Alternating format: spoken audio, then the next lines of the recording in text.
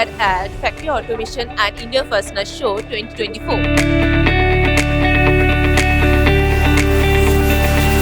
Visit Precise Fasteners Private Limited stalls, who are providing amazing fasteners over the last 50 years. So let's hear something about their company as well as their product from their director, Mr. Shah.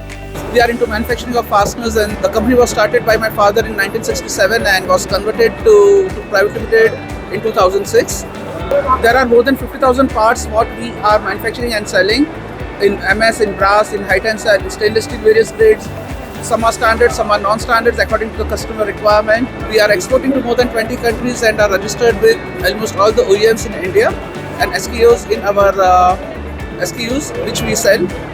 And there are various kind of coatings also which we offer for better corrosion life. And we have developed many parts especially for electronic vehicles and Vande Bharat train right now.